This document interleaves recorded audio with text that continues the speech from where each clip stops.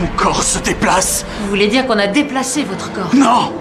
Je m'enfuis, mes pieds sont en sang. Je me suis coupé en essayant de m'échapper, mais je voulais pas m'échapper. Je sais pas ce qui m'arrive. Melinda était choquée par la scène, mais le fantôme était perdu dans sa propre peur. Il répétait sans arrêt que quelqu'un avait pris possession de son corps. Melinda n'a même pas eu le temps de comprendre que le fantôme avait déjà disparu. Pour éclaircir le mystère, Melinda est rentrée chez elle et a tenté de le rappeler. Peu de temps après, le fantôme est réapparu. Il s'appelait Brian, et il suppliait Melinda de l'aider, car la personne qui contrôlait son corps maintenant n'était clairement pas lui. Melinda lui demande de se calmer. Quel genre d'enseigne?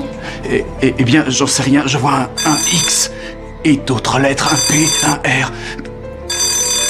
Et de se souvenir de l'endroit où se trouve son corps. Grâce aux indices donnés par Brian, Melinda et Jim finissent par retrouver une pharmacie. Mais pendant l'enquête, des bruits soudains viennent de la ruelle. Ils courent voir et découvrent que le corps de Brian est toujours actif, recouvert de bandages de la tête aux pieds. C'est moi, Melinda, vous vous rappelez, vous êtes passé me voir. Ils ont tous cette tête-là, tes fantômes? Non, lui, c'est un zombie. Vous êtes prêts à passer de l'autre côté? Je suis coincé ici. Tant que celui-là occupe mon corps. Non, je dois la retrouver. Qui êtes-vous? Mais qu'est-ce qui se passe?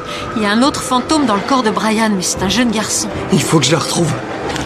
Melinda tente de le rattraper, mais il parvient encore à s'échapper. Le lendemain, elle demande l'aide d'un professeur pour enquêter. À partir de la description du visage, le professeur identifie rapidement une piste. L'homme souffrait d'une maladie grave de son vivant. Son corps perdait peu à peu le contrôle, jusqu'à s'éteindre complètement. En remontant cette piste, Melinda découvre que le fantôme s'appelait Jason. Elle retrouve ensuite une fille appelée Elisa, qui lui révèle la vérité. Jason avait laissé une liste de souhaits avant de mourir, mais il lui restait un dernier rêve inachevé. Retrouver Fanny à la réunion des anciens élèves, et l'embrasser. Le plus ironique, c'est que le petit ami actuel de Fanny n'est autre que Brian. À ce moment-là, Melinda comprend enfin. Jason ne possède le corps de Brian que pour réaliser son plus grand regret. Pendant ce temps, le mari de Melinda découvre aussi l'existence de Jason. Lorsqu'ils se rencontrent, Jason admet qu'il veut simplement assister à cette réunion. Mais Melinda lui dit clairement que ce n'est pas sa vie, et qu'en continuant ainsi, le corps de Brian finira par s'effondrer. Vous avez vécu votre vie, vous n'avez pas à voler celle des autres. J'ai rien volé.